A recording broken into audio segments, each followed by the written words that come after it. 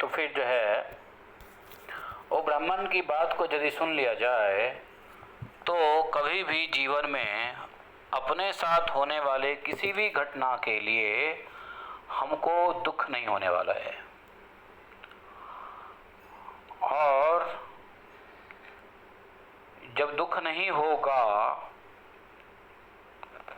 तो हमारी मन स्थिति चित्त शांत रहेगा। चित्त अशांत होता है दुख से, बाहरी दुख से। तो दुख आपने लिया ही नहीं, दुख तो होगा, लेकिन दुख के कारण यदि समझ में आ जाए तो वह दुख का असर नहीं पड़ेगा, चित्त उद्विग्न नहीं होगा और चित्त शांत रहेगा। और जब चित्त शांत रहेगा तो दुख में भी सुख की ही अनुभूति होने वाली है। सुख में सुख तो ठीक है, बट दुख में भी सुख की अनुभूति होगी, और सुख की अनुभूति नहीं बल्कि ब्लिसफुलनेस की अनुभूति होगी। तो यहाँ कहते हैं कि देखो मेरे, हाँ मुझे जल्दी बता दीजिए, आज दोषी तोड़ सकता है कि नहीं? नहीं, मेरे सुख अथवा दुख के कारण न तो ये लोग हैं, न देवता हैं, न शरीर है, न ग्रह है, न काल है।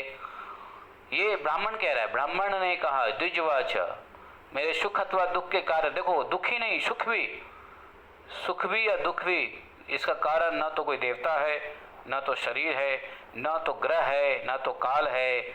महापुरुष इन सबों का कारण मन को ही कहते हैं। मन ही इस संसार चक्र को चलाने का काम करता है। अब देखो, जो लोग प्रश्न करते हैं कि मेरे पास चंद्र ग्रह है, सूर्य ग्रह है, या ये ग्रह है, शनि ग्रह है, या तुला ग्रह है, वास्तव में किसी भी दुख का कारण ग्रह नहीं है, तारे नहीं हैं। ये भगवान की मानो, तो दुनिया की मानो, ज्योतिषी की मानो, और जो ज्योतिष लोग पैसे बनाने के लिए बैठे हैं, ठीक है, पैसा जरूरी भी है और उनके बनते भी हैं, बनना भी चाहिए, उससे दिक्कत नहीं है। लेकिन जो भागवत धर्म में व्यक्ति है, भागवत धर्म के व्यक्ति को भगवान की बात सुननी चाहिए। और भगवान क्या कह रहे हैं? भगवान ये कह तो द्विज रहे हैं, लेकिन क्या वो द्विज सही बात कह रहे हैं? इसलिए सत्य संकल्प भगवान भी उस बात को रिपीट कर रहे हैं उद्धव से, कि दुख का कारण कोई न देवता है, न शरीर है, न ग्रह है, न काल है। हाँ, तो क्या ग्रह दुख नहीं देता है, काल दुख नहीं देता है, देवता दुख नहीं देते हैं, शरीर दुख नहीं देता है? देता है। देवता देते हैं दुख, शरीर भी अपना दुख देते हैं, ग्रह काल नक्षत्र सब दुख देते हैं, लेकिन कारण वो नहीं है। जैसे कोई व्यक्ति किसी को मार दे तो हो सकता है वो मार रहा है, लेकिन कारण वो नहीं है, कारण पीछे कोई और है जो उसको सुपारी दिए लाए, जो उसको मारने का सुपारी दिया है या मारने के लिए प्रेरित किया है। तो आप बताओ, दुनिया में जो अगर इस दृष्टिकोण से देखोगे तो भाई मारने वाले को ही हम दोषी समझ लेते हैं कि ये मार रहा है तो यही दोषी है, लेकिन उसके पीछे यदि कोई और सुपारी देने वाला है, प्रेरित करने वाला है, तो एक्चुअल कारण वो है, ना कि वो। तो घृणा किसके करना चाहिए, बदला किससे लेना चाहिए? वास्तव में प्रेरणा के स्रोत को, सुपारी देने वाले से बदला लेनी चाहिए। तो ये देवता, शरीर, ग्रह, नक्षत्र, काल, ये सब दुख देते हैं, लेकिन दुख का कारण ये लोग नहीं होते हैं। दुख का कारण क्या होता है? हाँ, दुख का कारण होता है सिर्फ और सिर्फ अपना ही कर्म। तो लड़ना किससे है? अपने कर्मों से लड़ना है। हमने जैसा कर्म किया है वैसा ही दुख देने के लिए देवी देवता अथवा अपना शरीर स्वयं आ गया है।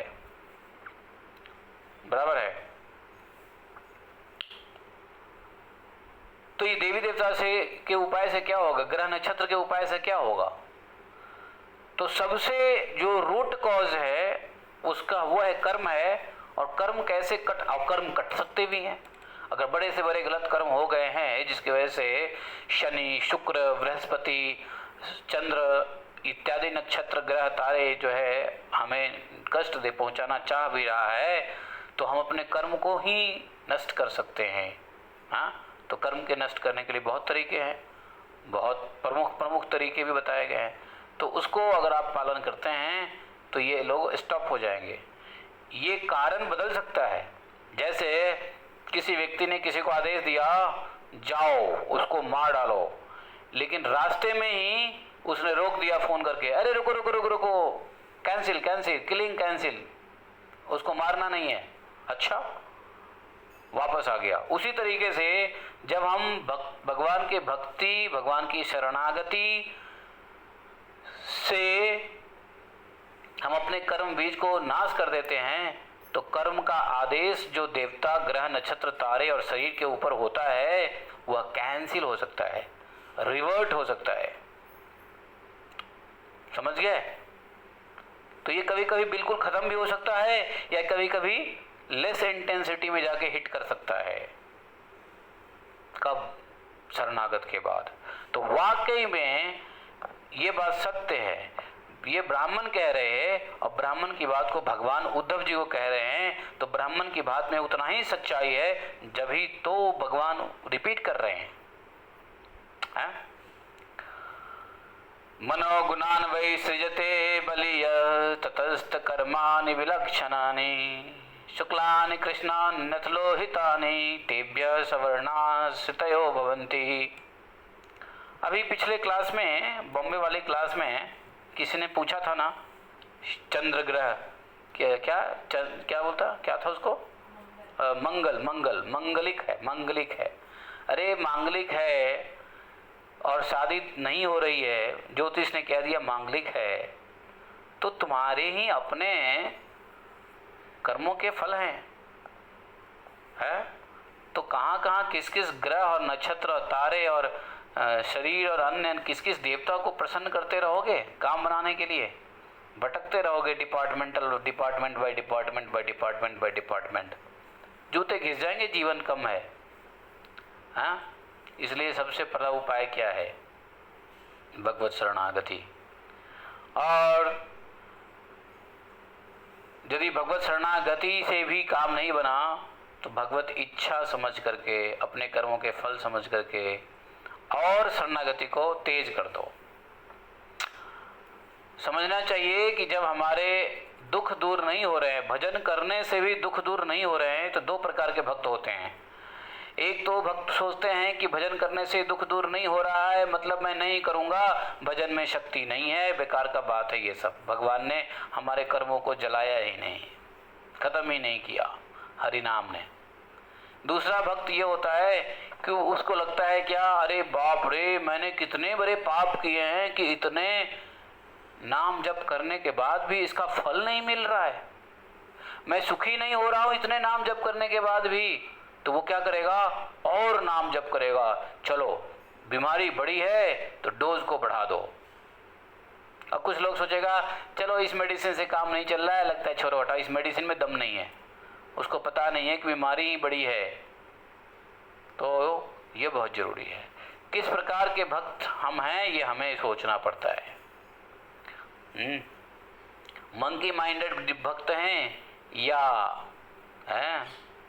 या स्वान माइंडेड भक्त, है ना? स्वान माइंडेड भक्त। स्वान समझते हो? स्वान नहीं समझते?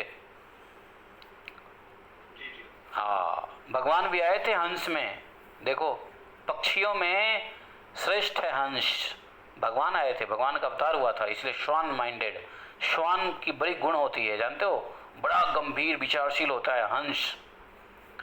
और हंस के अंदर गुण होता है बिल्कुल दो तरल पदार्थ में, दूध और पानी में बिल्कुल अलग अलग कर देना। और वही लेता है जो उसको चाहिए, दूध, पानी छोड़ देता है। एकदम हाईली कंसंट्रेटेड रहता है। सारग्राही होता है हंस को, सारग्राही कहते हैं, है ना?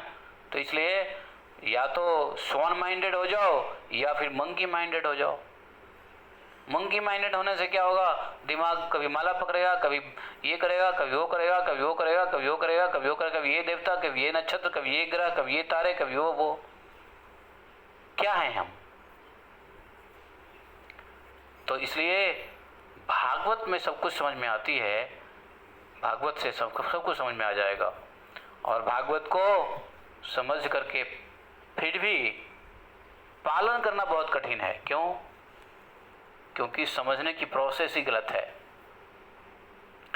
तो कहते हैं देखो, ये जो बलवान विषय है, ये बलवान मन विषयों के कारण, अब होता क्या है, सबका कारण किसने बताया? मन।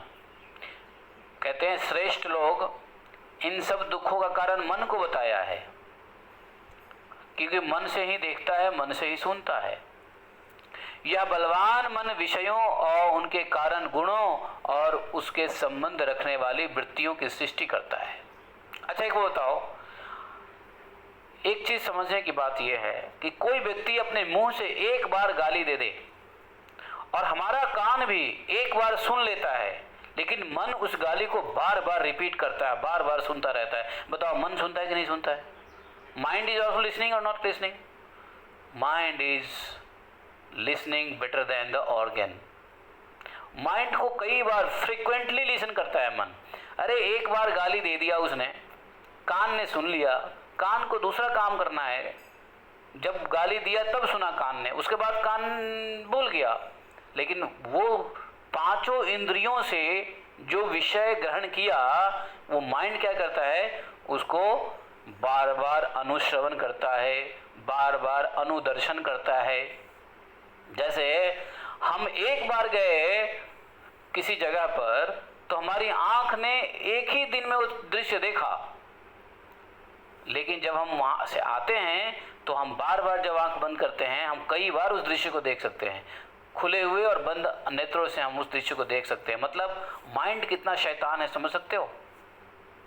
गलत चीज देख लिया या अच्छा चीज देख लिया, गलत चीज सुन लिया या अच्छा चीज सुन लिया, गलत चीज स्पर्श कर लिया, अच्छा चीज स्पर्श कर लिया, उसकी अनुभूति माइंड रिपीट करता रहता है। इसका मतलब यह है कि माइंड के पास आंख भी है, मन के पास कान भी है, मन के पास सब कुछ है। बराबर है? नहीं है? विचार करो सूक्ष्म स्तर पे तो समझ में आएगा। इसीलिए महापुरुष कहते हैं कि मन ही देखता है, मन ही सुनता है। श्रेष्ठ पुरुष बतलाते हैं, श्रुति कहती है मनसा हेव पश्यति मनसा शृणोति। वेद भी कहते हैं वास्तव में आंख नहीं देखती है, वास्तव में कान नहीं देखते, वास्तव में मुंह नहीं बोलते, वास्तव में स्पर्श त्वचा नहीं करते हैं। वास्तव में कर्ता कौन है? मनसा एव पश्यति, मन ही देखता है। मनसा एव शृणोति, मन ही सुनता है। ये वेद का वाक्य है। तो फिर संसार को कौन चलाता है? मन चलाता है, मन। संसार चक्र को चलाने वाला कौन है? मन है। कितना बड़ा रहस्य है मन का। आप लोग को ये रहस्य पता था मन का? नहीं पता था? पता था किसी को मन का ये भी रहस्य है कि दुनिया चलाता है मन? Everything happens because of mind. मन से सोचते हैं, मन से संकल्प होता है, मन से विचार होता है, मन से क्रियान्वयन होती है, मन से हम कार्य करते हैं, मन से हम विघटन करते हैं, विनाश करते हैं। सब कुछ मन से होता है। तो अगर ऐसा मन, इसीलिए तो कहा है कि मन को भगवान के शरण चरण में लगा दो। शवई मना कृष्ण पदारविंदयो। क्यों? क्योंकि संसार में रहेगा तो संसार में बनाएगा, बिगाड़ेगा। संसार को अपने तरीके से बनाएगा और बिगाड़ेगा मन। तो आप कौन भी बनाने वाले हैं संसार में? उसके लिए तो भगवान की प्रकृति शक्तियां चल रही है ना बनाने के लिए, और बिगाड़ने के लिए भी भगवान की प्रकृति शक्तियां हैं। बनाने के लिए रजोगुण ब्रह्मा है और बिगाड़ने के लिए तमोगुण रुद्र अवतार हैं। तो अपना मन का क्या काम है संसार में? संसार में मन का कोई काम नहीं है। तो मन का काम किधर है? भगवान में। क्योंकि यही मन बंधु बन जाएगा जब भगवान में लग जाएगा, तो यही मन मित्र बन जाएगा तो निकाल देगा यहाँ से, दुश्मन बन जाएगा तो फंसा देगा यहीं पर। इसलिए सब कुछ मन से होता है।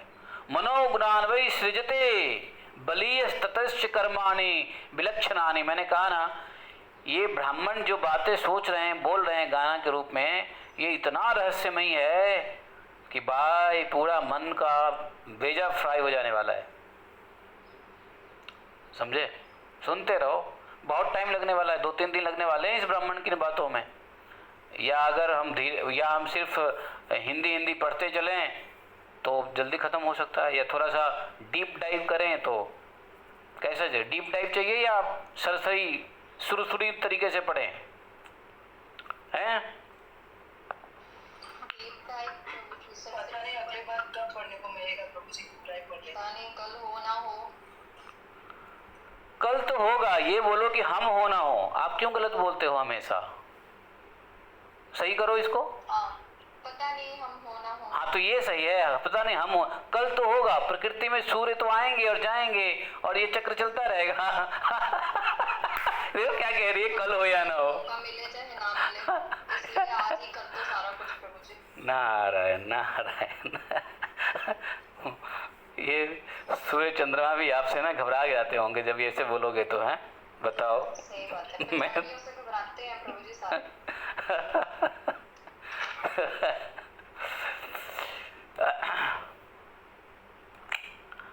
क्या पता कल हो न हो। हरी बोल। मैंने डायलॉग किया था, आपने मेरा सारा डायलॉग खराब कर दिया। क्या कर दिया? आपने मेरा डायलॉग खराब कर दिया। क्यों? कौन सी फिल्म की डायलॉग थी ये? कल हो न हो। कल हो ना हो मूवी है ना प्रभु जी, इसलिए। तो देखो कितने बेवकूफ़ हैं मूवी बनाने वाले। अब समझ में आई ना कितने बेवकूफ़ लोग हैं। तो इसलिए बेवकूफ़ लोगों की बातों को मत फॉलो करो। Never repeat foolish people word. तो यहाँ पे कह रहे हैं कि यह बलवान मन विषय, उनके कारण गुण और उनके संबंध रखने वाली वृत्तियों की सृष्टि करता है। वाह! ये मन करता है, जो करता है मन करता है। बुद्धि क्या करता है? अगर जो करता है मन करता है तो बुद्धि क्या करता है? व्हाट बुद्धि डज? बुद्धि का क्या काम है बताओ? कोई बता सकता है बुद्धि का काम? मन का काम है कि सब कुछ करता है। वह विषयों और उसके गुणों के कारण के संबंध रखने वाली वृत्ति का सृष्टि करता है। सृष्टि, निर्माण, सृष्टि है, उत्पत्ति या सृष्टि आरंभ करता है वो। और उन वृत्तियों के समान ही सात्विक, उन वृत्ति के समान ही सात्विक, राजस और तामस इत्यादि विभिन्न प्रकार के कर्म होते हैं और कर्मों के अनुसार ही जीवों की विविध गतियां होती है। देखो, मन को आप प्रधानमंत्री समझो और बुद्धि को आप राष्ट्रपति समझो। यदि आपको पॉलिटिक्स समझ में आती है, नहीं आती है तो कोई बात नहीं है।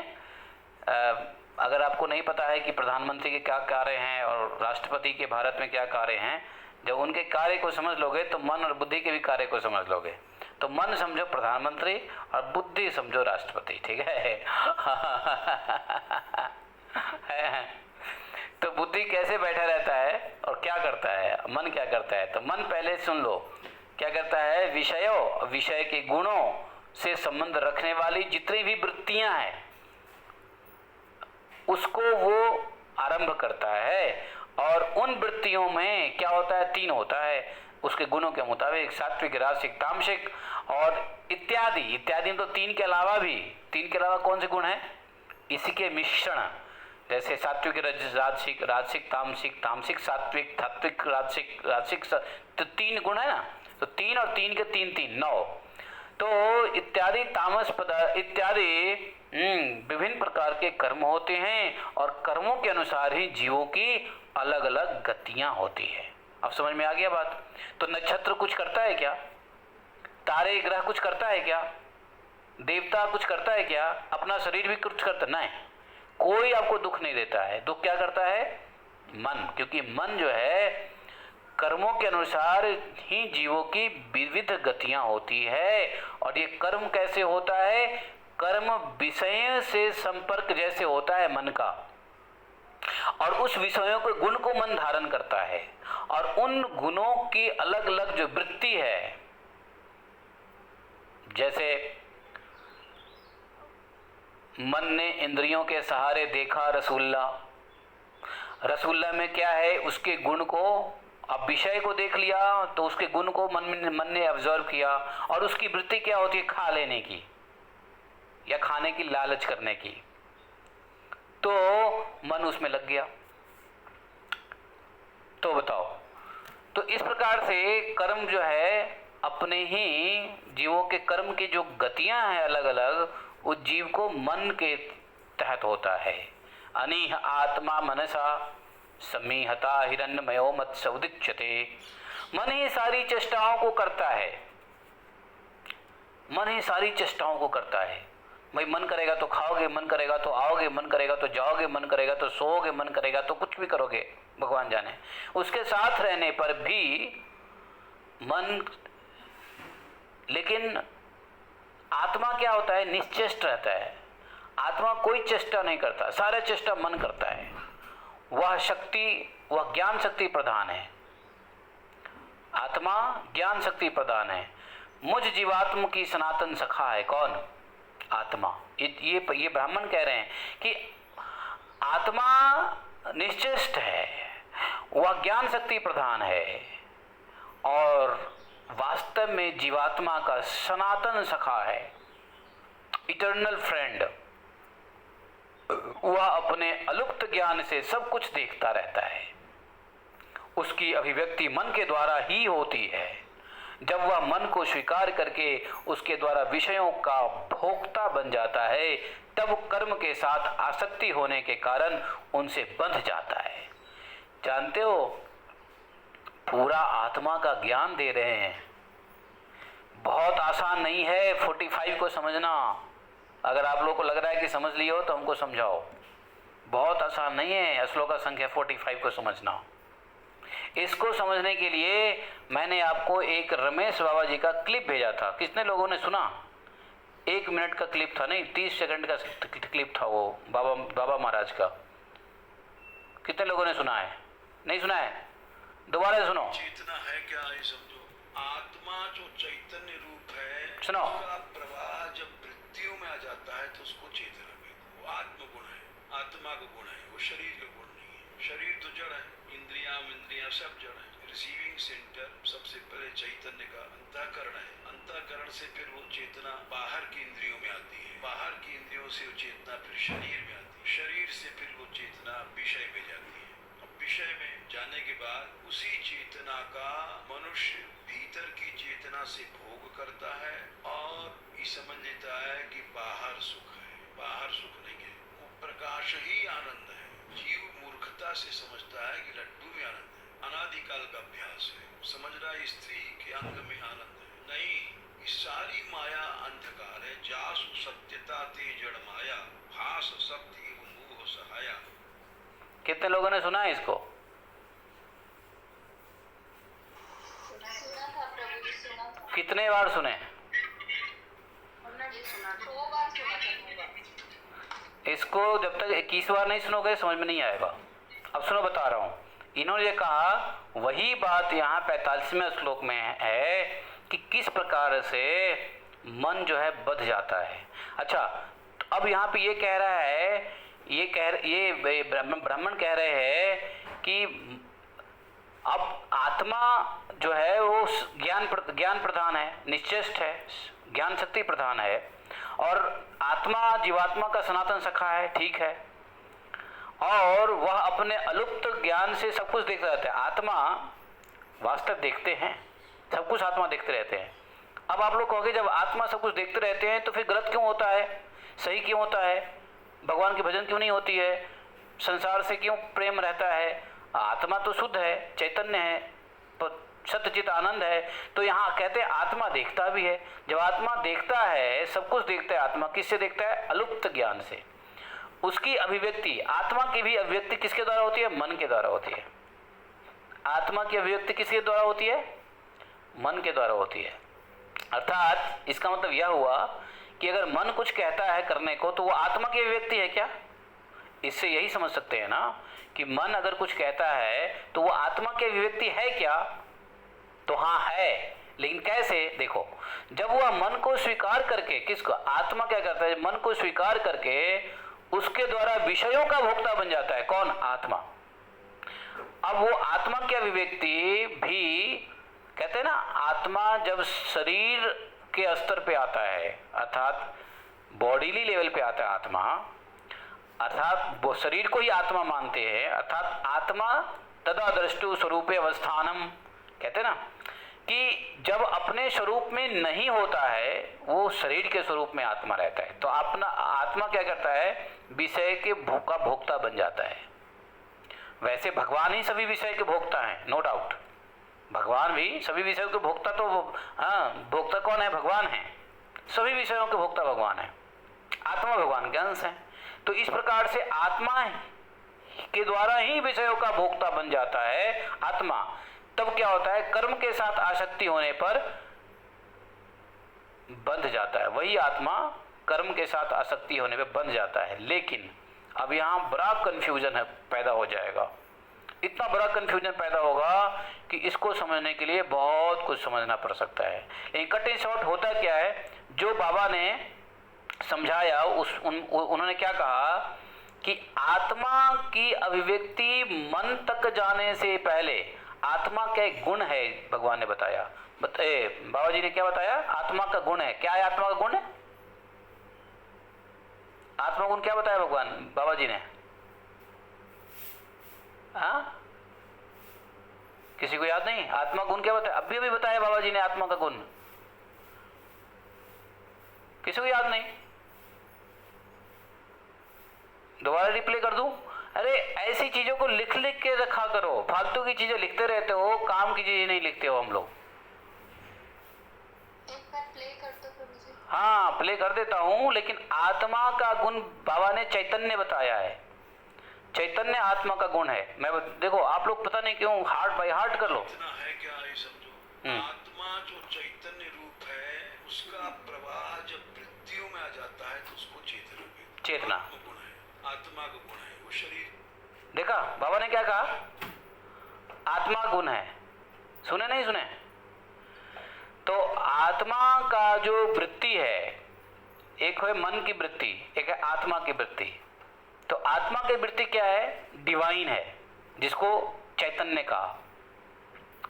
जब यही चैतन्य क्या करते हैं, सुनिए, तो जड़ है, इंद्रियां सब सुनो, चैतन्य रूप है, उसका चैतन्य रूप है, उसका प्रवाह जब वृत्तियों में आ जाता है तो उसको चेतना कहते हैं, आत्मगुण है।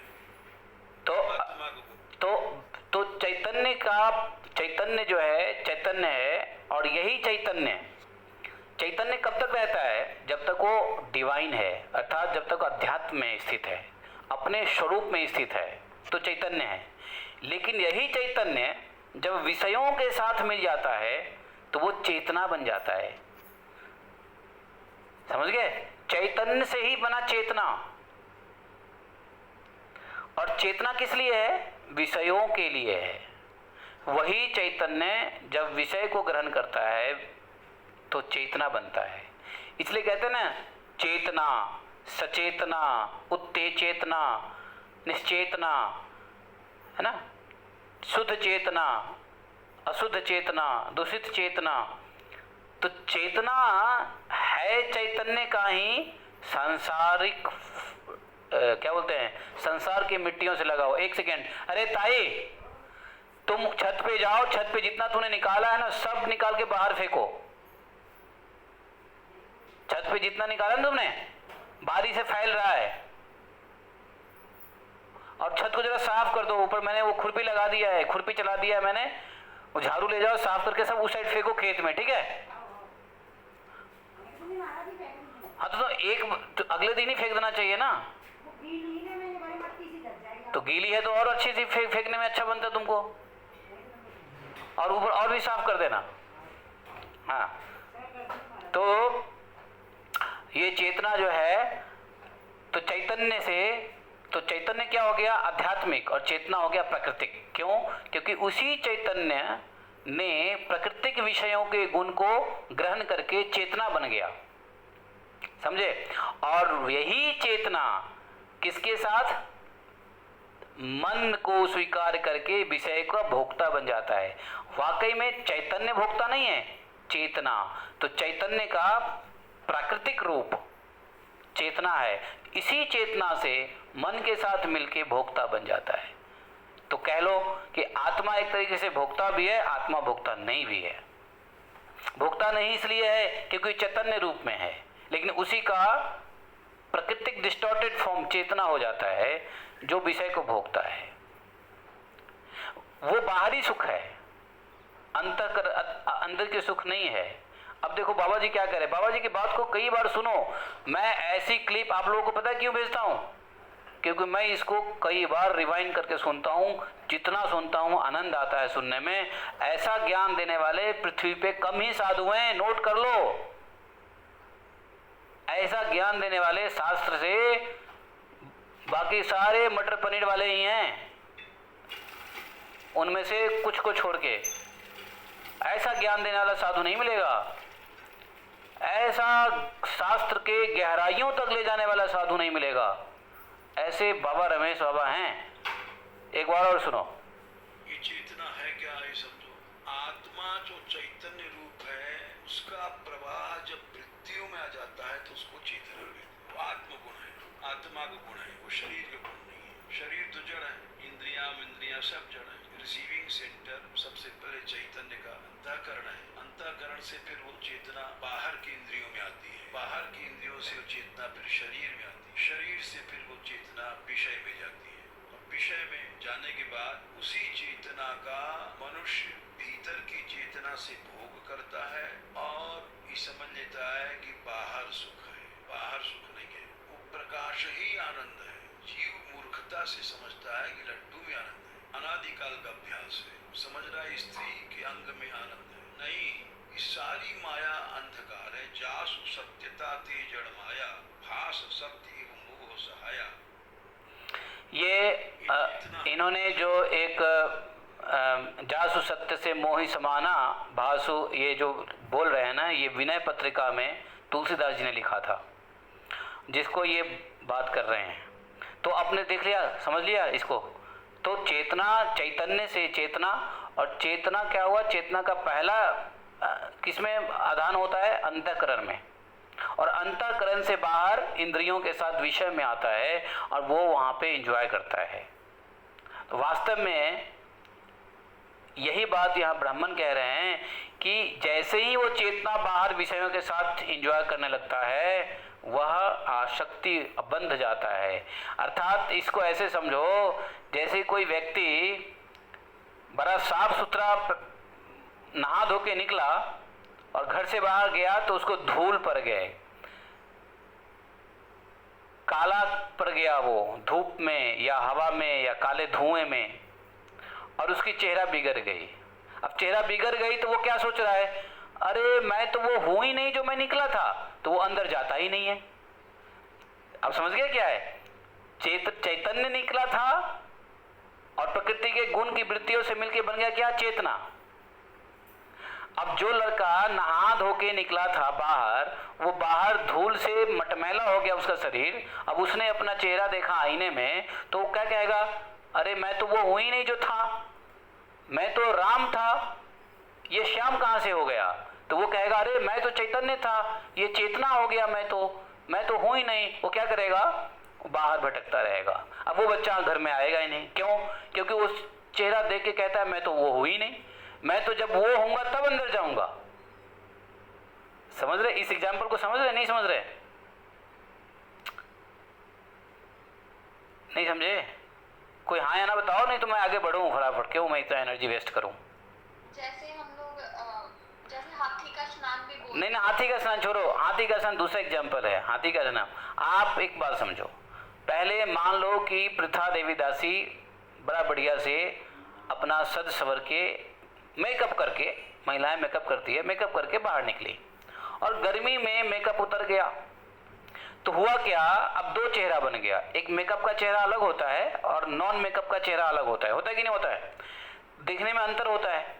अब प्रथा है एक ही, लेकिन प्रथा ये सोच रही है जब अंदर थी तो उसका चेहरा कुछ और था, बाहर गई तो कुछ और हो गया। अब वो क्या करने लगी मालूम है, बाहर के विषयों से चेहरा खराब हो गया, तो वो सोच रही है मैं तो वो चेहरा हुई नहीं, मैं अंदर क्यों जाऊं, वो बाहर ही रहना चाहती है। अब बाहर रहना चाहती है तो फिर वो अंदर नहीं आएगी, क्योंकि उसको वो चेहरा, दोनों चेहरा में अंतर हो रहा है। अंदर तो इस चेहरा की जरूरत है, बाहर ये चेहरा हो गया, देखो बाहर ये चेहरा हो गया, अंदर ये चेहरा है। तो अब ये बाहर वाला अंदर आ ही नहीं रहा है, अर्थात चेतना चैतन्य में जा ही नहीं रहा है, जो चैतन्य चेतना बन के बाहर मजे लेकर रहा है। समझे? यही अज्ञानता हो जाता है, यही विषयों की अज्ञानता हो जाती है।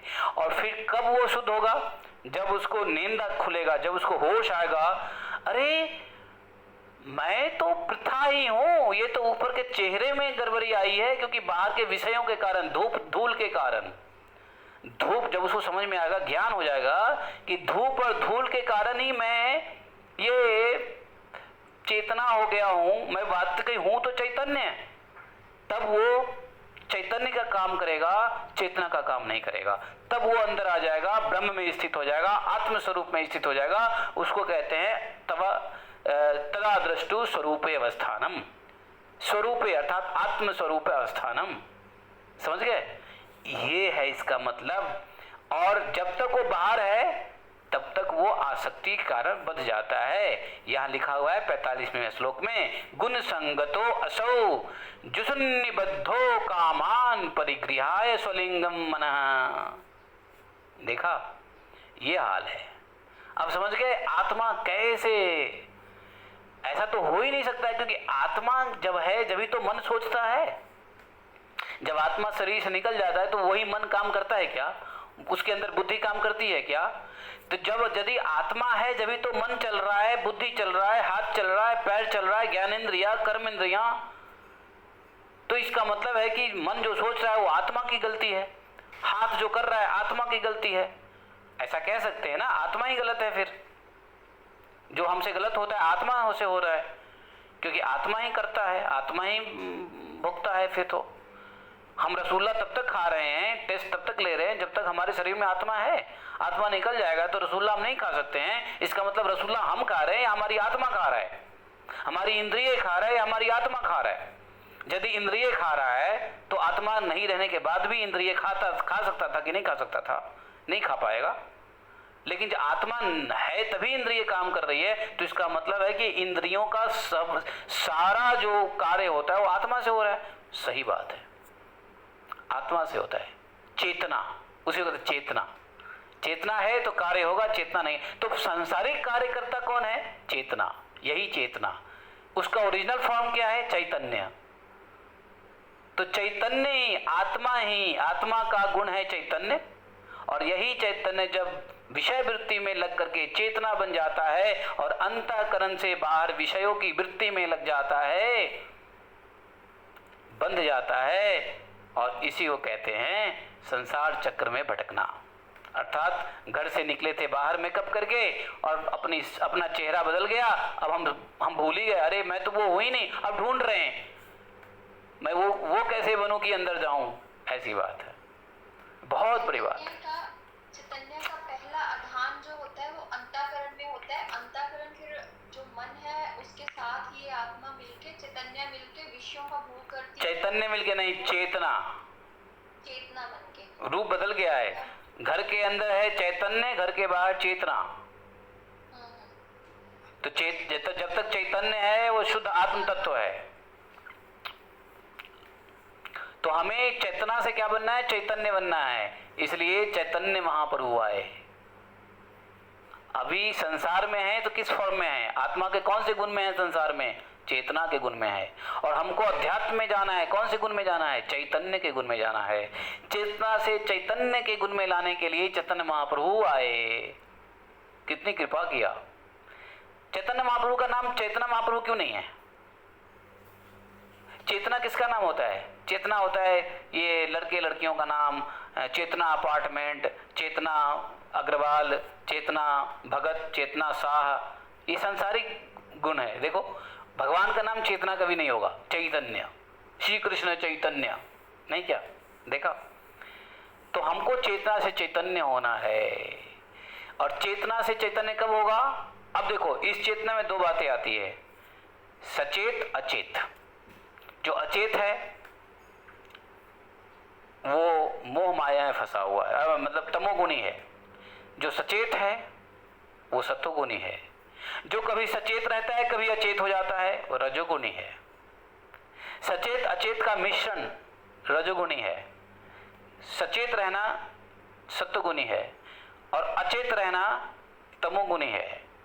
और सचेत के साथ सचेत के बाद चैतन्य हो जाना शुद्ध सत्वगुण है, अर्थात गुण से ऊपर हो गया चैतन्य हो जाना। समझिए, ध्यान दो, बहुत मुश्किल है ये सब सुनना, कभी जिंदगी में नहीं मिलेगा ये सब सुनने को जब तक हम ऐसे साधुओं का संग न करेंगे, बाबाओं का संग न करेंगे। समझे? तो ऐसे ज्ञान बाबाओं के क्लास से मिलती थी, बता रहा हूं।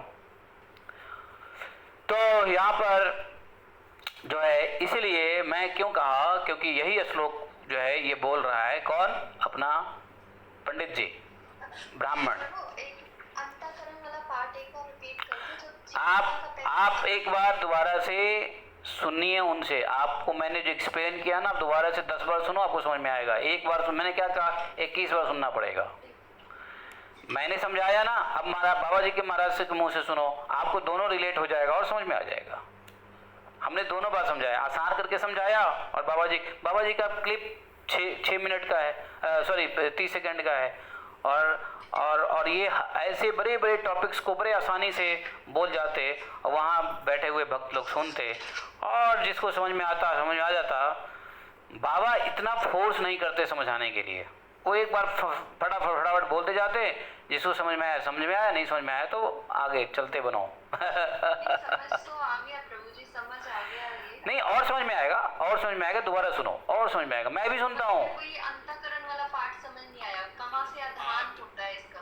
सुनो, माँ जो चैतन्य रूप है उसका प्रवाह जब वृत्तियों में आ जाता है तो उसको चेतना कहते हैं। वो आत्मगुण है, आत्मा का गुण है, वो शरीर का गुण नहीं है। शरीर तो जड़ है, लिखो, इंद्रियां सब जड़ है। रिसीविंग सेंटर सबसे पहले चैतन्य का अंतःकरण है। अंतःकरण से फिर वो चेतना बाहर की इंद्रियों में आती है, बाहर की इंद्रियों से वो चेतना फिर शरीर में आती है, शरीर से फिर वो चेतना विषय में जाती है। और विषय में जाने के बाद उसी चेतना का मनुष्य भीतर की चेतना से भोग करता है और ये समझ लेता है कि बाहर सुख है। बाहर सुख नहीं है, वो प्रकाश ही आनंद है। जीव मूर्खता से समझता है कि लड्डू में आनंद है, अनादिकाल का अभ्यास है। समझ रहा है स्त्री के अंग में आनंद है, नहीं, ये सारी माया अंधकार है। जासु सत्यता ते जड़ माया, भास सत्य एवं मोह सहाया। ठीक है, चेतना है। दोबारा सुनिए आप और लिखिए, स्टेप बाय स्टेप लिखिए, है कि नहीं? और देखो, हम जैसे लोग बात करते हैं फालतू की क्लास की, वो नोट करते हो, कोई फायदा नहीं है। संत की बात को नोट करो, इनकी नोट करो। स्टेप बाय बता रहे हैं कि ये यहाँ जाता है, उसका रिसीविंग सेंटर ये है, ये स्टेप बाय स्टेप है, उसको लिख लो, 10 बार सुनो। मैंने भेजा, लेकिन आप लोगों को इतना समझ में नहीं आया होगा कि ये क्लिप कितना इंपॉर्टेंट है। कभी कभी मैं भेजता हूँ लेकिन लोगों को समझ में नहीं आता क्लिप कितना इंपॉर्टेंट है। एक बार सुन लिया, साइड कर दिया, समझा कुछ नहीं, बाबा जी ने कह दिया, प्रभु जी ने भेज दिया। लेकिन इतना इंपॉर्टेंट हो सकता है, समझ में नहीं आती है। कारण क्या है? खैर, तो कलयुग बुद्धि दानम स्वधर्मो नियमो यमश्च श्रुतं च कर्माणि च संग्रतानि सर्वे मनोनिग्रह लक्षणाता परो हि योगो मनसः समाधि। आहा, परम योग किसको कहते हैं? दान, अपने धर्म का पालन, नियम, यम, वेद अध्ययन और ब्रह्मचर्य आदि श्रेष्ठ व्रत, इन सबों का अंतिम फल है कि मन एकाग्र होकर भगवान में लग जाए। सही बात है। जितने भी साधन है उसका अंतिम फल क्या है? What is the final result? Final ultimate purpose क्या है? सब कुछ करने का, दान यज्ञ तप, आज व्रत है, तो ये सब करने का अल्टीमेट फल क्या है? कि भगवान में एकाग्र मन हो जावे, है कि नहीं? इसी मन का भगवान में सम्मिलित हो जाना परम योग है। योग तो सबने जाना है, परम योग क्या है? परो ही योगो, परम योग, परो ही योगो मनसा समाधि। मन से समाधि लगने लग जाए, अर्थात समाधि किसको कहते हैं? व्हाट इज समाधि? कोई व्यक्ति समाधि का परिभाषा बताओ, व्हाट इज समाधि? आप लोगों ने योग बहुत किया है, योग करते हो, योग कराते हो, योग करवाते हो। प्रभु जी बाहर की चीजों को भूल जाना, ये मन में रख जाना, बाहर की चीजों को भूल जाना। वाह, बाहर की चीजों को भूल जाना, फिर प्रभु जी। किस चीज को याद करना? समाधि किसको कहते हैं? हरे कृष्ण, समाधि किसको कहते हैं? हरे कृष्ण प्रभु जी। Can I speak? हाँ हरे कृष्ण प्रभु जी, can I speak? हाँ हाँ, बोलो बोलो, बोलिए। तो जब आप सारी अपने इंद्रियों को, जब आप अपने इंद्रियों के ऊपर संयम लगा के नहीं। एकाग्र होके नहीं। अपना चित्त नहीं भगवान में डालते हो, तब नहीं, आप समाधि के स्तर पे इंद्रियों का कोई मैटर ही नहीं है। ना ना ना, समाधि के स्तर पे इंद्रियां सब नीचे है। समाधि के लेवल पे आने के बाद इंद्रियां की बात ही नहीं होती है। देखो यहाँ भगवान से सुनो, भगवान क्या कह रहे हैं? भगवान क्या कह रहे हैं? ये बोल तो ब्राह्मण रहे हैं, ये गीत ब्राह्मण गा रहे हैं, लेकिन भगवान इसको सपोर्ट कर रहे हैं। क्या कह रहे हैं? कि सर्वे मनोनिग्रह लक्ष्य नान्ता परो ही योगो मनसा समाधि।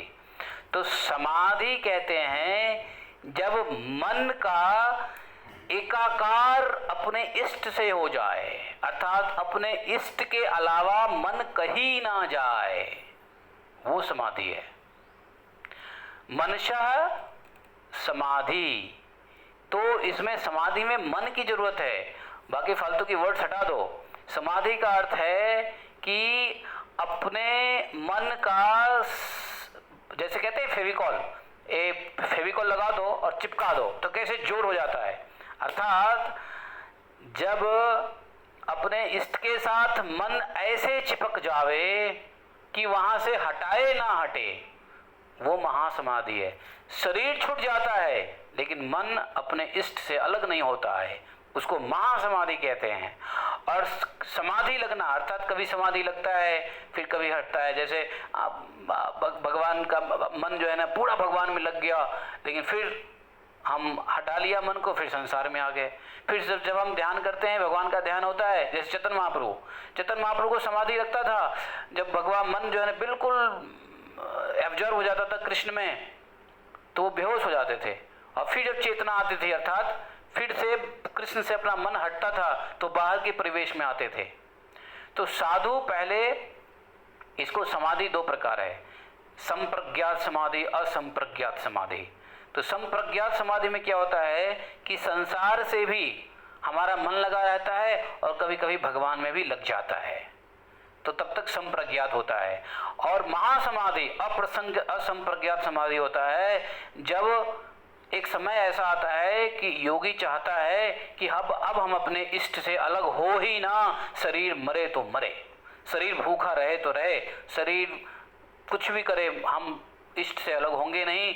वो महासमाधि में चले जाते हैं और अपना मन को अपने इष्ट से हटाते नहीं है और शरीर का सारा कार्य खत्म हो जाता है। अब समाधि, महासमाधि में गए हुए व्यक्ति इतने लंबे चले जाते हैं कि उनका भोजन पानी सब भूल जाते हैं और शरीर को छोड़ ही देते हैं वो।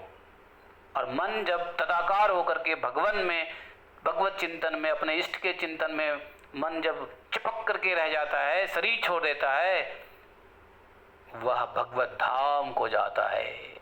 भगवान वैसी स्थिति में भगवान बुलाते हैं भक्त को अपने पास।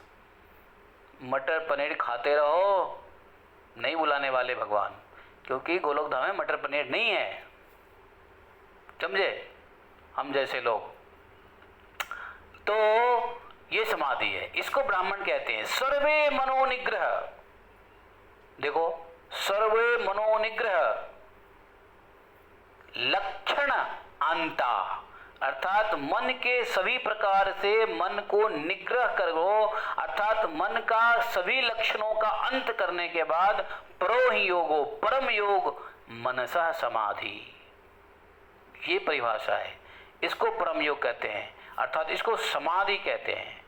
परम योग असंप्रज्ञात समाधि है, जिसमें आपको बाहर विषय के ज्ञान नहीं रहता है, सिर्फ अपने इष्ट के ज्ञान, इष्ट के ध्यान, इष्ट के रूप में ही लेने रहते हैं, उसको कहते हैं असंप्रज्ञात समाधि।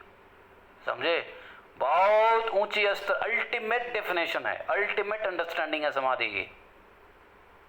और उस स्थिति में जाने के बाद, तदाकार होने के बाद, तदा दृष्टु स्वरूप अवस्थानम, उस रूप में स्थित होने के बाद ही उसी को योग का, उसी को रियल योग का है पतंजलि ने। तो समाहितम यस्य मनः प्रशांतम दानादिभि किम बदतस्य कृत्यम असंयतम यस्य मनो विनस्या दानादिभिश्चेद परम किमे भी। भाई आगे का श्लोक लेने को मन नहीं कर रहा है मेरा, यहाँ तक के श्लोक ही सुन के थोड़ा सा एब्जॉर्व करो। आगे के श्लोक बड़ा भयंकर भयंकर है और एंजॉय करते हैं अभी यहीं पे, ठीक है। तो इस चैप्टर को ख़त्म होने में लगेगा 3 दिन और, क्योंकि ये जो ब्राह्मण का बात है वो बहुत ही शानदार है। तो हम 46 में ही रुकते हैं, परम योग समाहित मन निग्रह। तो क्या हो गया, 8 तारीख नहीं 26 तारीख हो गया, 26/8/24, ठीक है जी। हम लोग 47 से कल पढ़ेंगे। और देखो इन बातों को सुनने, हालांकि चलो कौन किस प्रकार का लिसनर है मैं तो ये नहीं जानता हूँ, लेकिन मैं खुद के लिए समझ रहा हूँ और खुद को समझते हुए मुंह से निकालते हुए अपने ही कानों से सुन रहा हूँ। तो ये सब कर रहा हूँ अपने लिए, बाकी आप लोग सुन रहे हो, कितना समझोगे भगवान जाने। क्योंकि समझ अपने अपने, जानते हो, उत्तम समझ अपने अपने ज्ञान और अपने अपने वैराग्य के स्तर से होता है। भागवत का ज्ञान अपने अपने ज्ञान और वैराग्य के स्तर से होता है। तो इसलिए जिसकी जितना ज्ञान, जिसकी जितना वैराग्य, वैसे ही कंसीवमेंट होती है, समझे। जैसे हाथी का कंसेप्शन, गाय का कंसेप्शन, मनुष्य का कंसेप्शन, चींटी का कंसेप्शन का साइज अलग अलग होता है कि नहीं होता है? वो किस लिए होता है? अपने अपनी क्षमता पे होता है। तो इसलिए अपनी अपनी क्षमता को बढ़ाना चाहिए, क्या करके? ज्ञान और वैराग्य को बढ़ाते बढ़ाते। तो ये है बहुत उत्तम विषय, लेकिन कौन कितने उत्तम से समझता है वो अपने बुद्धि के ऊपर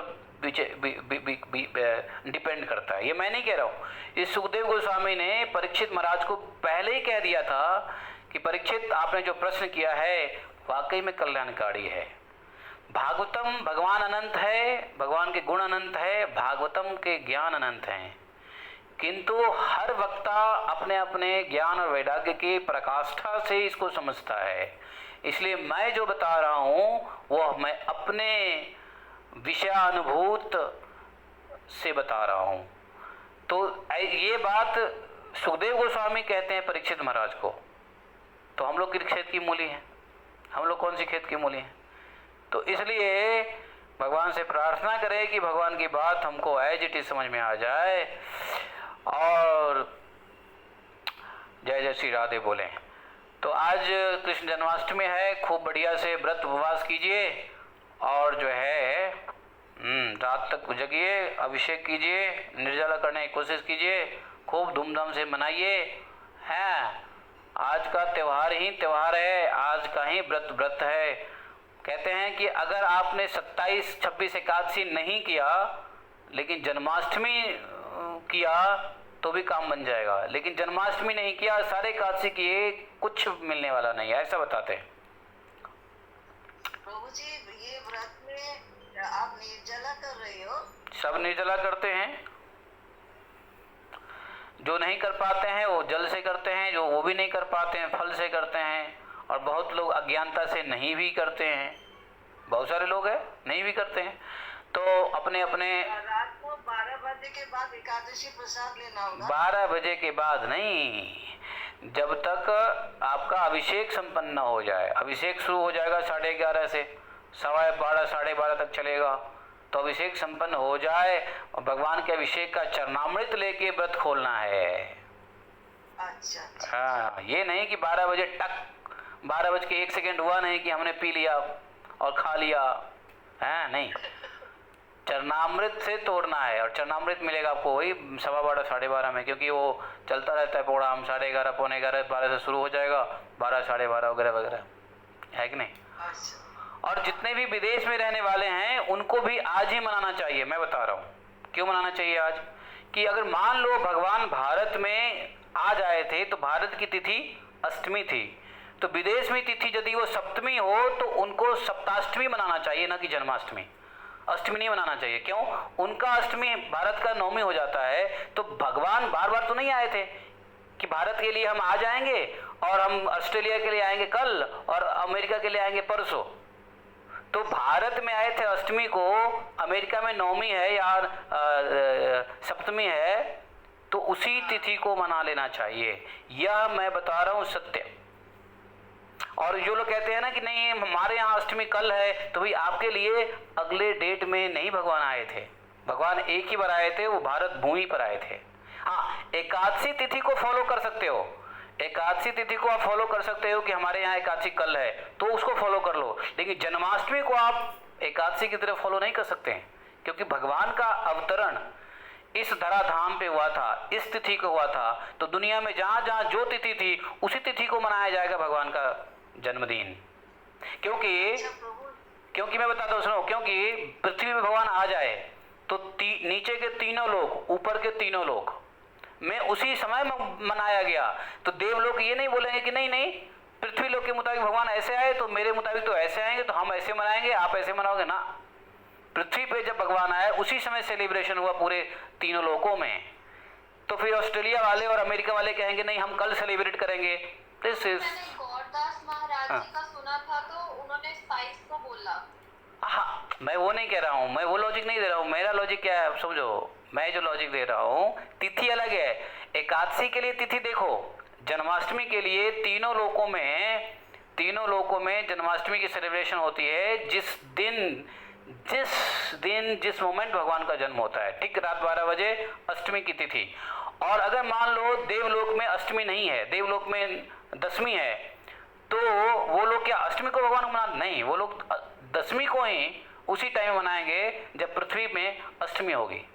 तो पृथ्वी में अष्टमी होगी, देवलोक में सप्तमी होगा, तो देवलोक वाले सप्तमी को ही मनाएंगे जन्मदिन, ना कि अपने तिथि के मुताबिक। तो इसलिए तिथि देखना चाहिए एकादशी के व्रत में, ठीक है। और भारत के मुताबिक चलो, भारत के जन्मदिन आज हुआ था रात को 12 बजे, तो आज ही पूरे दुनिया में मनाया जाता है, क्योंकि तीनों लोक में आज ही सेलिब्रेशन होता है। ये मैंने एक आपको विचार ही नहीं, मैं एक बहुत बड़े साधु के विचार बता रहा हूँ। अच्छा प्रभु जी, हाँ। सारा दिन हम लोग क्या साधना करें? क्या करें? माला जप करो, माला जपो और क्या करो, माला जपो, माला तो जपेगा और कुछ? और कुछ क्या? What to read? What you want to read? No, I was sitting with Uddhav Gita. हाँ, तो सिट तो रीड दैट, नो प्रॉब्लम। क्या ऐसा ये सब कोई प्रश्न नहीं है, व्हाट शुड डू व्हाट, ठीक है। बोले ग्रंथराज श्रीमद् भागवतम की जय। एकम शास्त्रम देव की पुत्र गीतम एको देवो देव की पुत्र एवं एकम मंत्र तस्नमानयानि कर्मापि तस्य देवस्य सेवा। तमेव माता च पिता तमेव तमेव बन्धुश्च सखा तमेव तमेव विद्या द्रवणम तमेव तमेव मम सर्वदेव देवा। कृष्णाय वासुदेवाय हरे परमात्मने प्रणतक्लेशनाशाय गोविंदाय नमो नमः। हे कृष्ण करुणा सिंधु दीनबंधु जगतपते गोपेश गोपिका कांतम राधा कांतम नमोस्तुते। तप्त कांचन गौरांगी राधे वृंदावनेश्वरी विश्वानुसुते देवी प्रणमामि हरिप्रिये। वाञ्छा कल्पतरुभ्यश्च कृपा सिन्धुभैव च पतितानां पावनेभ्यो वैष्णवेभ्यो नमो नमः। जय श्री कृष्ण चैतन्य प्रभु नित्यानंद श्री अद्वैत गदाधर शिवासादि गौरवृंद। हरे कृष्ण कृष्ण कृष्ण हरे हरे, हरे राम राम राम हरे हरे। देखो, आप अगर ये पूछते ही हो कि हमें क्या करना चाहिए आज के दिन में, तो सुन लो। एक तो भागवतम आपने सुन लिया, और आप चाहते हो तो भगवान के जन्म से पहले लीला का चिंतन करो। भगवान के लीला का चिंतन करो, भगवान के लीला का चिंतन करो कि क्या हुआ कि भगवान को आना पड़ा, किस किस ने भगवान को मनाने गया, कौन से भगवान को कौन कौन लोग रिक्वेस्ट करने गए, भगवान किस लिए भगवान को आना पड़ा, क्या उपद्रव मच गया था, हाँ, भगवान को लाने के लिए कौन कौन जिम्मेदार थे, भगवान कैसे आए, किसके रिक्वेस्ट पे आए, ये सारी पटकथा को, इसको पटकथा कहते हैं, पटकथा को याद करो, उसमें ऑब्जर्व हो जाओ। और भगवान के जब भगवान आते हैं तो आने से पहले और आने के बाद की भी भगवान की लीलाओं को ऑब्जर्व कर सकते हो। आज वो भगवान आए जिन्होंने ये किया, अरे आज वो भगवान आए जो पूतना को मारा, आज ये भगवान आए जो मुक्तिदाता है, आज वो भगवान का जन्म हुआ जो अजन्मा है, आज उस भगवान का जन्म हुआ जिनके कथा अमृत हैं और तप्त जीवनम को शांत करने वाला है। आज उस भगवान का अवतरण दिवस है, आज वाकई वही भगवान आ रहे हैं जो ब्रह्म है, आज ब्रह्म का अवतार हो रहा है। आप इस चिंतन को करो, अपने मन को एक्सक्लेमेशन में ले आओ, height of exclamation, you understand English, Heights of exclamation पे ले जाओ अपने मन को। और करो, और क्या बताऊं, मेंटल एक्सरसाइज करो, है मन से आश्चर्य करो। क्या? whole day we have to be lost in his thought. Yes, lost your mind in exclamatory चिंतन। क्या आश्चर्य होना चाहिए ना, क्या बात करते हो, आज वही भगवान आए जो ब्रह्मा के बंधनीय है, आज वही ब्रह्मन है। मुनिंद्र देव कहते थे, क्या बोलते हैं वो, मुनिंद्र वृंद बंदिते त्रिलोक शोक नाशने, बताओ आज वो भगवान आए। ये तो राधा, अरे तो राधा कृष्ण में अंतर है क्या? आज वो आए जो मुनिंद्र वृंद के द्वारा भी बंधित होते हैं, त्रिलोक शोक को नाश करते हैं, आज वो भगवान आए। अपने को एक्सक्लेमेशन में ले जाओ, touch the Heights of exclamation of your mind, absorb yourself. कभी चांटिंग करोगे, कभी भागवतम पढ़ोगे, कभी कृष्ण लीला देख लो, जन्म की लीलाएं देख लो, हैं कंस की लीलाएं देख लो। है कि नहीं? देवकी और वासुदेव की मनोभाव का चिंतन करो, हैं। प्रभु जी हमारी तो सेवा लगी हुई है, प्रभु जी मंदिर में तो सेवा करो, कौन मना कर रहा है सेवा नहीं करने के लिए? सेवा भी भगवान के चिंतन करते करो, क्या दिक्कत है उसमें? भाई गोपियां भी सेवा करती थी, गीत गा के सेवा करती थी, बताओ क्या दिक्कत है? गीत गाओ, हैं, हाँ, ऐसा है, क्यों नहीं? सेवा करो, भगवान की गीत गाओ, पृथ्वी माता के विरह को गाओ, पृथ्वी माता की प्रार्थना को गाओ। पृथ्वी माता ने प्रार्थना किया, ब्रह्मा जी ने भगवान को प्रार्थना किया, देवताओं ने भगवान की प्रार्थना किया, आइए आइए आइए श्याम आइए, श्याम आइए। क्यों आइए? भक्तों का दुख दूर कीजिए। क्यों? कौन सा दुख है? दुख को याद करो। अपने जीवन में कौन सा दुख है, उसके लिए भगवान को कहो कि हमारे जीवन में बहुत दुख है, आप आइए, आपका प्रकाश ही हमारे दुख को नष्ट करने वाला है। ये मत कहिए कि हमारे दुख को खत्म कर दीजिए, भगवान आपके दुख को खत्म करने के लिए नहीं आ रहे हैं, भगवान का प्रकाश ही दुख को खत्म कर देगा। आप कहिए कि मैं मोहित हूँ, आपके प्रकाश से मेरा मोह नष्ट हो जाएगा। कुछ अपने बारे में चिंतन कर लीजिए, भगवान को आदेश मत दीजिए, भगवान से रिक्वेस्ट मत कीजिए, बट भगवान को ग्लोरीफाई कीजिए कि just your appearance, effulgence of your appearance is enough to cut off my maya. Oh my Lord, we are blessed to have you here. Thank you very much. Oh thy सारी प्रार्थना मैं ही बता दूं? नारायण, अपने अपने पंडित से पूछो। चलो राधे राधे, हरे कृष्ण। आजा आजा बैठ। तो हाँ, एक माता जी बोल रही थी कुछ, कविता माता जी, बोलो बोलो बोलो, क्या कह रही थी? कहाँ गई? हरे कृष्णा प्रभु जी। चली गई? अच्छा हाँ बोलिए, हरे कृष्णा। हाँ प्रभु जी, वो श्रील प्रभुपाद जी ने कहा कि जो है ऐसी है जन्माष्टमी व्रत की महिमा। हाँ। भगवान श्री कृष्ण युधिष्ठिर जी को कहते हैं 20 करोड़ एकादशी व्रतों के समान अकेला श्री कृष्ण जन्माष्टमी व्रत है। वही तो मैं कह रहा हूँ, वही तो मैं कह रहा हूँ, क्या कह रहा हूँ? हाँ 20 करोड़ प्रभु जी, 20 करोड़। तो वही तो कह रहा हूँ, जन्माष्टमी इज वेरी इंपॉर्टेंट। मर जाओ लेकिन करो आज के दिन में। आज के दिन में मर भी गए ना, भगवान के लिए मरोगे, सीधा भगवत धाम जाओगे। इसलिए निर्जला करो। ठीक है प्रभु जी। डायबिटीज हो, चाहे बीपी हो, चाहे ब्लड प्रेशर हो, चाहे कोई भी रोग हो, निर्जला करो। मर भी गए तो भगवान के चिंतन में मरे। अरे 20 करोड़ जैसे एकादशी का फल देने वाला ये जन्माष्टमी, बताओ है। इसलिए पालन करो। आज हेडेक होता है तो हेडेक बर्दाश्त कर लो, कोई बात नहीं है, कल से दवाई खा लेंगे, टेंशन नहीं है। लेकिन आज भगवान के लिए मर तो जाएं, क्या दिक्कत है? मैं तो प्रभु जी आज ही खा लूंगी। है क्या खा लोगे? खाएगा? क्या खाएगी? पैनाडोल आज ही खा लूंगी मैं तो। ये निर्जला में प्रभु जी कितना थोड़ा है? बहुत जो चरणामृत वगैरह ले सकते हैं कि नहीं, क्या है? नो, आज चरणामृत भी नहीं लीजिए। आज फाइनल चरणामृत लीजिए बस। आज के निर्जला में चरणामृत भी नहीं लेना। और सुनो, जो लोग कल करेंगे ना, भारत में आज ही जन्म हो जाएगा, तो क्या फायदा है? इसलिए आज करना चाहिए। आज करो। देवता लोग भी आज ही कर रहे हैं।